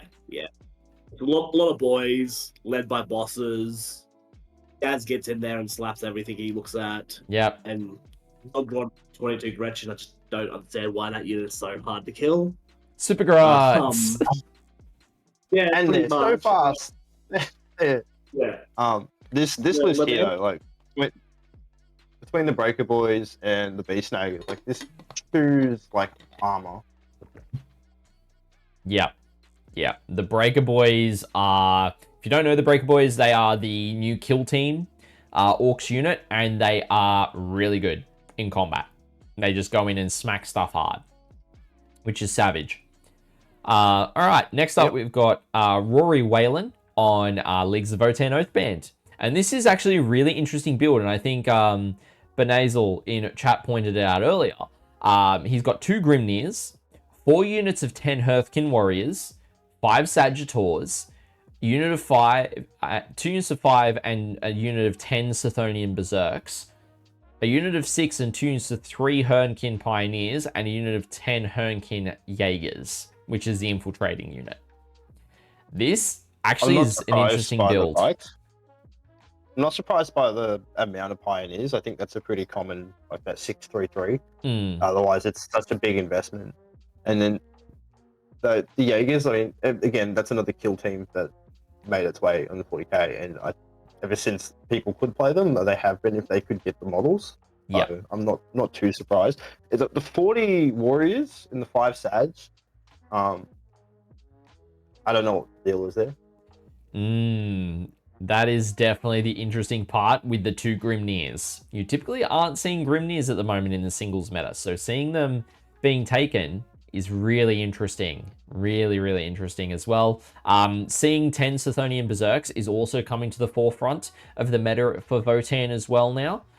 So not too surprised in seeing that, but overall, it is definitely a spicy list, in my opinion. Good. Then we get to Sam Littler on Ash Militarum Bridgehead Strike. He's got a Cadian Command Squad, Gaunt's Ghosts, 3 Tempestus Command Squads, Ursula Creed, 10 Cadians, 2 units of 20 Death Corps, 3 units of 10 Scions, a Cyclops Demolition Vehicle, 2 units of 2 Field Ordnance Batteries, 2 units of 10 Kaskin, a unit of 10 and 2 units of 5 Krieg Engineers, and 5 Ratlings. Bit of It's a the different Ratlings build. at the end for me. It's the Ratlings that got me at the end. It's a lot of bodies. Yeah. That 20-man Death Corps aren't the easiest thing to shift for what they are, especially how cheap they are as well. So I'm just grateful he didn't take like 80 of them. That's all I'm gonna say. Yeah, I mean, if he was going to lean into that, I think one of the other detachments would work better. Obviously, he is full gone with the Scion bricks that come down. He's also got the cask in there as well. So, Scion's coming in with 30 OC with 15 models onto an objective is pretty hard to shift. So yeah, I think that's definitely there's some flavor in that list, but at the same time, it is still quintessential Bridgehead. It's got the key pieces to it. Not nearly no armor. Yeah. We've got the slice. So it's good. Yeah. And then the last list. It's different. Yeah, for sure. The last list is Zach de Glass on Adeptus Sororitas Hallowed Martyrs. So sisters. We've got a Canoness, a Jump Pack Canoness, Demonifuge, 3 Hospitalers, Junith, Morvenval, and Celestine. Lots of characters. A Rhino, a unit of 10 and 2 units of 3 Arcoflagellants, 3 units of 10 Sacrosants, obviously the 3 Paragon Warsuits to go with Morvenval, and 10 Seraphim. So Arco shouldn't be allowed in 10. Arco shouldn't be allowed to be taken in 10. No. so much. It's like 60 attacks. It's insane. Yep. So they're definitely going in the Rhino to keep them safe. But yeah, it's an interesting Hallowed Martyrs list. We haven't seen Sacrosanct around for a little while here in New South Wales. They haven't really been seeing too much play. So seeing 30 of them on the table is pretty big. But yeah, any thoughts, Pete?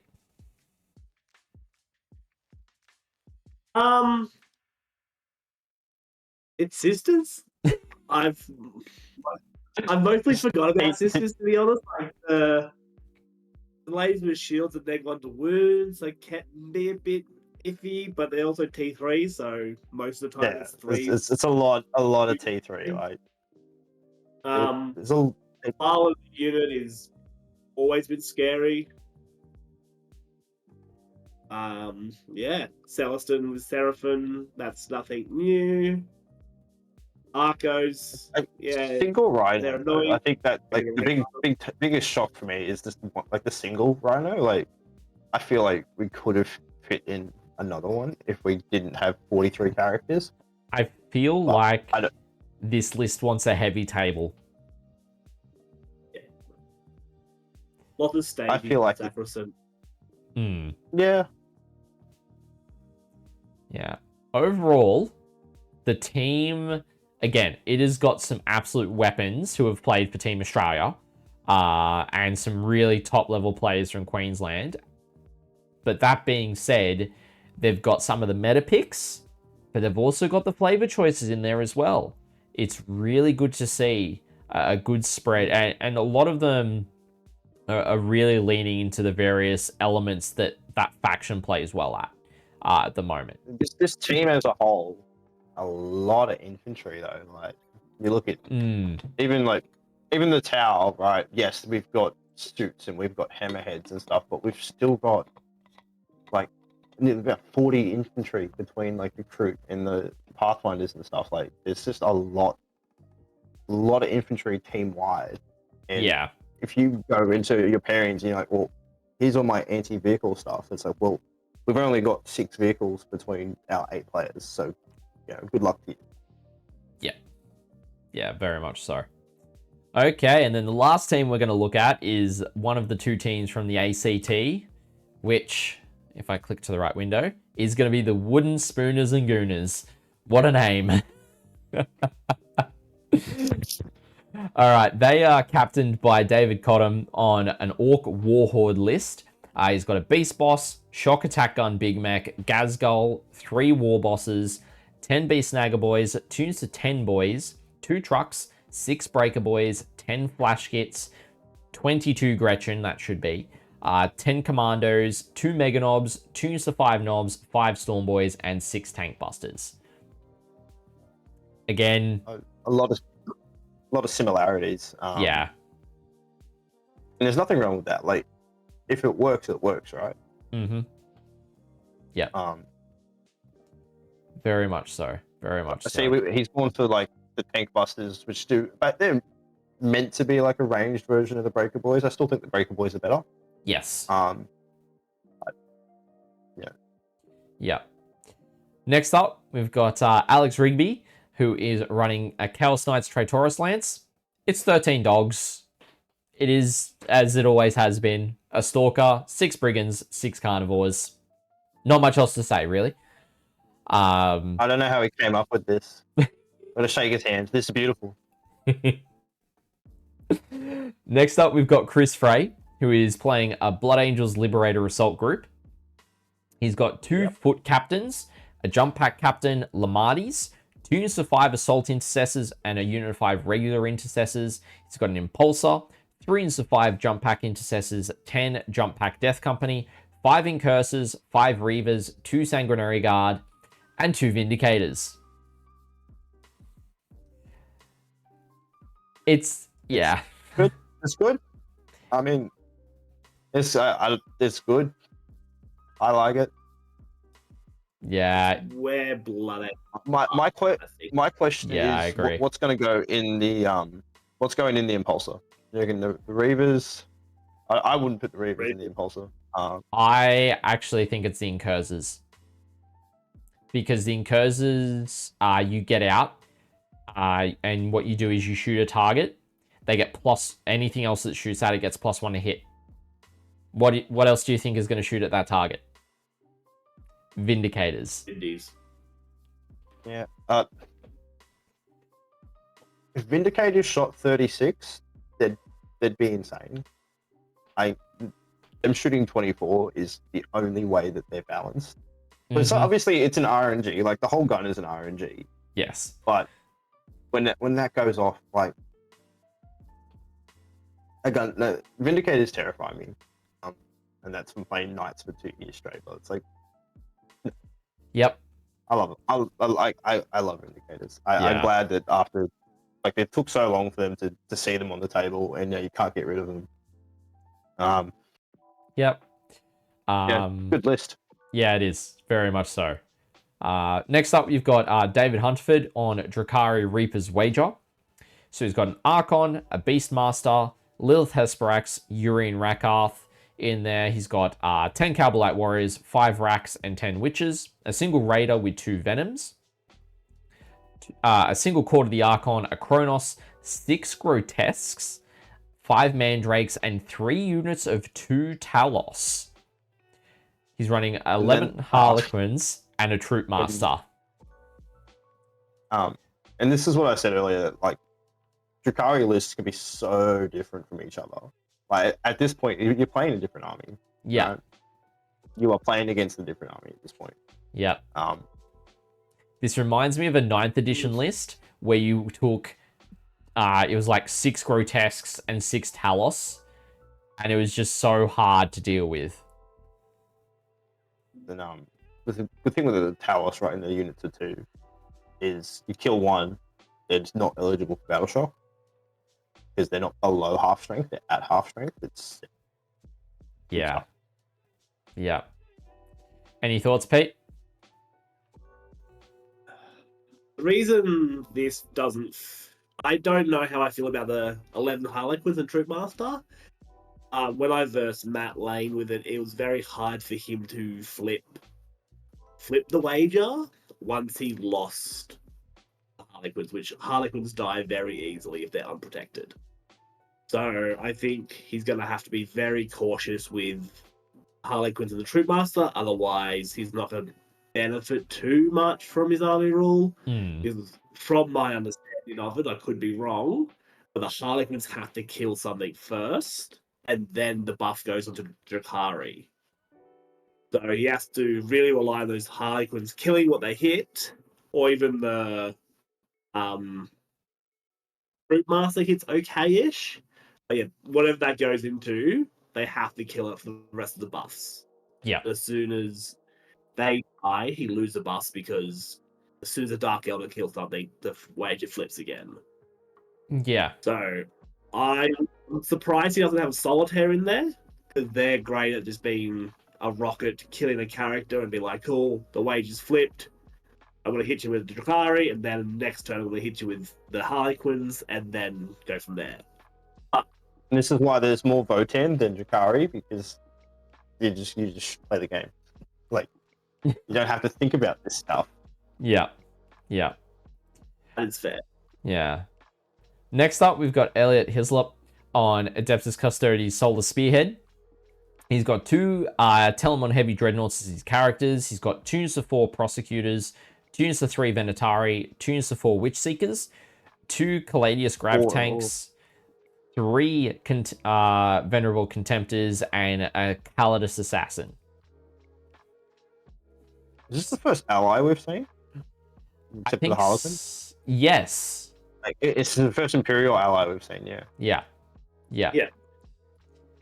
So, you know, Solar Spearhead, it's got 5 Dreads and 2 Caladius. Venatari are pretty solid as well. And then you've got the Sisters of Silence in there to do your screening and all that kind of stuff as well, scoring.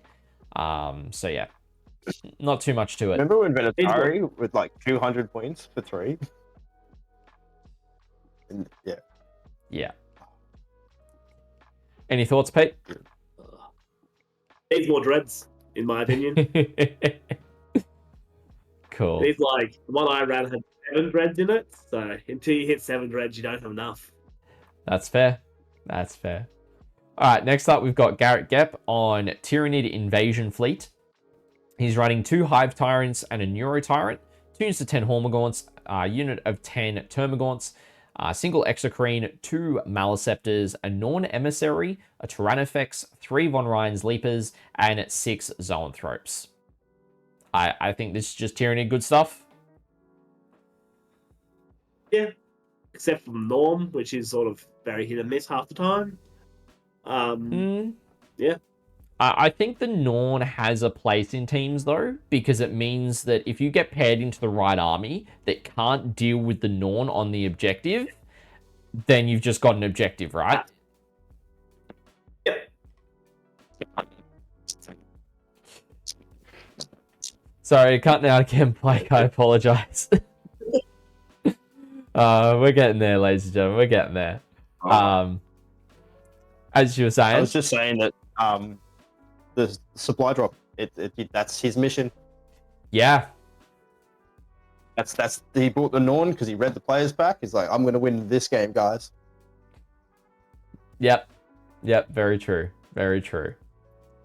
Next up, we've got Jack Willoughby on Necron's Awakened Dynasty. He's got a Catacomb Command Barge, Nightbringer, Illuminor Caesaris, Orokin, and the Translocation Shroud Overlord, a Royal Warden, and a Technomancer. That is a lot of characters. He's got a brick of 20 Warriors, a Reanimator, 6 Wraiths, 2 units of 5 Flayed Ones, 2 individual Locust Heavy Destroyers, 10 Lich Guard, and 2 units of 3 Tomb Blades. Jack is a faction specialist on Necrons, so he's a very knowledgeable Necron player. Also a very nice guy as well, I will say. So it's not too surprising to see a bit of an off-meta build for Awakened Dynasty here. Taking the 20 Warriors is a bit off-meta. You've got the Wraiths that have got the Technomancer, that's pretty staple. The 2 individual Heavy Destroyers is interesting. The Translocation Shroud Overlord is probably going to go in the Lich Guard. Luminor Caesaris is just going to probably be around the Warriors, just going, here, have more bodies. So it's just going to be like, cool, I'm going to place 2 really tough things on objectives, try and deal with it. Yeah, I mean, the Tomb Blades, good scoring unit, they're quick, they can screen, they can, I believe they got Scout. Tomb Blades had a Scout? Potentially, I will have a look. I'm not sure if they've got Scout or if they have the option to take an upgrade that gives them Scout. So let's have a quick look. Let's go Necrons. And this is the benefit of being in the approved TO program, is that I do have the access to all the things. Where are they? So just base abilities. They've got Scouts 9 base. So that's how your brick of 20 doesn't get jailed. Yeah. And you've also got the flayed ones in there as well that infiltrate. So you put the flayed ones out, you scout the Tomb Blades, and then you create a bit of a screen, and you can move up from there, right? Then the last list, I'm going to love Pete's input on this one. It is Lachlan Ty, who is running a Death Guard Plague Company. So he's got Mortarion, Typhus, a Biologist Putrefier, Foul Blightspawn, Lord of Contagion, and Tallyman, a unit of 10 and a unit of 5 Plague Marines, 10 Cultists, 2 units of 6 Death Shroud, 10 Poxwalkers, 2 Predator Destructors, 2 Bloat Drones, a Rhino, and 3 Nurglings. I like it. Nice, solid list. Only thing I would do is probably change out Lord of Contagion for Typhus, but I love Typhus. I think he's great. Typhus is already in the list. Very... Oh yeah, no, he is. Yeah, so he's got both. So you'll see them leading the Death Shroud then. Absolutely love it. I think it's great. Yeah. What were your thoughts, Blake? I guess he had 40 spare points. No, see, 6 Death Shroud with Typhus is an auto take, I think, for Death Guard. Obviously, it depends what you're trying to do with the list, but if you have access to 6 Death Shroud and Typhus, take 6 Death Shroud and Typhus. I guess the Lord of Contagion, I can't remember what he does for the Death Shroud because most people run Vipers. But Orioles. Oh, yeah, that's not bad, is it? That's not bad. no. But the blow drones, predators, like it's good. It's a good mix. It's a very well-rounded list. Yeah, as you know, like with those cultists, you can slingshot those cultists, spread out Mortarian's aura. Like there's a lot of shenanigans there. Yeah. You be in your deployment and just get stripped of cover. Because the cultists looked at you. It's good. Yeah. I think in the context of the rest of the team, it is a much needed stable list because you could probably throw that into the majority of the matchups and expect it to be consistent. It doesn't, like, at face value, it doesn't do bad into one. Like, you don't go, oh, that's going to struggle against this. It's what I would probably say it's got a scoring bracket of 8 to 12. It won't get massive wins or massive losses unless the player screws up on whether their opponent screws up or the pilot screws up. It'll just score stably between that point, in my opinion. And, only thing I think I would have liked to see more Poxwalkers, because I think that those are pretty underutilized. Yeah. I'm not saying he needs to take 60 of them, but I think it's like 2 units of 10 or, you know. Yeah. There is also the 10 cultists in there as well. So there's a... They die a bit easier. Yeah. They also scout. It's not easy to get out of deployment with them. Yeah. And you don't need, unless they have, like, you don't need to worry about your home because everything is sticky. That's everything's gonna be sticky. Yeah. Cool. So that is, I think overall a really good, very interesting teams combination. Again, like the others, they've got some of the meta picks, but they've also got the flavor picks in there too. It's quite a strong composition. So yeah, I all three teams that we have looked at have been really solid. And of course, it's going to do the thing where I'm going to try and hide the lists and it's deciding no. Oh, I was just hitting the wrong button. Of course. Of course. On fire tonight, Scotty. Oh, it's yep. Is what it is. But before we look to wrap up, gentlemen, I'm gonna throw it to each of you guys. Starting off with Pete, what state do you reckon is gonna win? God, I hope it's New South Wales. But I think Eric's going to take it out again. I think their team is stupidly stacked with strong players. And so's Taylor's team.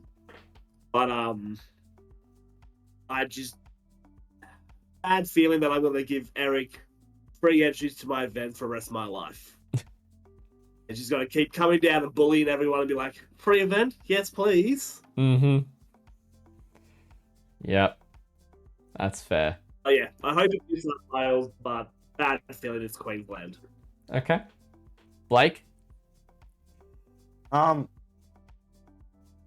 It's the same as me. Like, obviously, I want one of our boys to take it, but knowing those players, knowing what they can do, having read their lists and stuff, it's like these guys, they know what they're doing, and they proved that last year very decisively. They proved that last year. So all we're gonna do is hope that Grey Knights really didn't need a mist. That's it. Warpaint is our secret. Because I don't know, like. Yeah. Fair. To be honest, I think with the amount of runs that Team New South Wales has had, I would not be surprised if New South Wales wins. I'm going to... whilst I agree with you guys 100% that Eric is bringing a weapon of a team, it's going to be absolutely tough, whoever goes up against them. I think that the amount of reps that some of the New South Wales teams have been putting in recently in prep for ANZTC is going to be showcased this weekend. I think it's going to all come to fruition, and it's going to be paying off.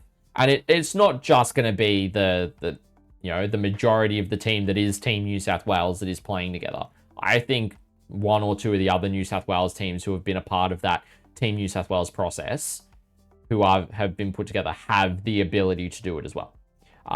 If they get everything in, they do pairings well, they get good table picks and such, and they play well, right? Like, there's a lot of ifs in there, but they've done the prep work to be able to do that, right? So that's my pick. I'm gonna back New South Wales. But as we look to wrap up for this evening, Pete, do you have any final shout outs you want to make? Anything else you want to say to everyone watching before we wrap up for the evening? So we will have one of our sponsors there. It's called R&R Gaming. They're going to set up a little store. So give them a R&R Hobbies. R&R Hobbies, sorry. Whoops. Lovely guys. Yeah, lovely guys. Great stock. Check them out. We're having vouchers for them, and they'll have a small store there. Shout out to that. Shout out to Tip Top Gaming. Our terrain's theirs. Yeah. Yeah, awesome. And any future plans that you guys have got in the works or have already been kicking off? Yeah, so this will be our last Western Sydney gaming event. After this weekend, we will be rebranding to South Pacific. So a big jump. Mainly it's a big jump. For that. Pardon? It's a big jump. West Sydney, South Pacific. Yeah. Mine and Todd's main mission was to have consistent events in the South Pacific area. With us pushing up 14 plus events this year, we've done that. Every month there's an event for us. Going on for future, looking like that every time. So we've reached our main goal for Western Sydney 40K, and now we want to take it to the international scene. So first up is awesome. We've got to unite Australia under it. So me and Todd have been working hard with different states, building relationships there so we can work on that. Later this year, we're taking on Greg as a partner, whatever. But he is going to WTC this year as a coach. So we're going to try and leverage that to help build that interstate, international community, international relationship. Yeah, but that will be the long-term plans of going into international with us. Yeah, awesome. Sounds plans, like mate. Some great times ahead. Yes. Yeah. Great times ahead. Awesome. Lots of work. Yes. If any TOs out there will know how much work putting on a single event is, doing stuff that you're doing, Pete, takes a lot more work on top of that. Tickets just went live for your Super Major, didn't it? Yeah, so we have tickets live for our Super Major, our 6-month, and our next month's RTT. All on our website, so jump over to sp40k.com. Tickets are live. We have all our events lined up there. We are looking at introducing more TO events there. So we're going to bulk out our calendar a bit more to have every event that we possibly can under one calendar. So the player can find it, see where it is, and all that. That has taken a lot of work, and a massive shout out to Greg for that. He's done amazing with our website, did heaps of work for us. That turned out awesome. But yeah, now it's just about getting other TOs on there. Yeah, awesome. Good stuff. Yeah, for sure. Well, ladies and gentlemen, that is going to wrap us up for this evening. I want to thank everyone who has joined us live in chat. I know this one was a little bit longer, but obviously when we go through teams in such detail that we have, it's going to take a bit more time to do so. I want to thank both of you guys for taking time out of your week to come and spend 2 hours having a yarn about the tournament this weekend. I'm excited to see both of you because I am going to be working with Blake this weekend. We're going to be doing the live coverage of this tournament from Penrith RSL. It's going to be really exciting. Anyone who caught the coverage last year, it is going to be another jump up from that again, which is absolutely awesome. I'm really excited for it. Another great weekend there as well. And so all of that live coverage will be over on our YouTube channel. So I want to thank everyone who does join us over there and watching our content there as well. It's just the easiest spot to have all the tournament coverage going forward. But ladies and gentlemen, I've been ScottyD. Thank you so much for joining us here on the ATWN for another tournament preview. And we hope to catch you this weekend for our tournament coverage of the Western Sydney 40K 8-person teams tournament. We hope to catch you then, team. See you soon. Yeah.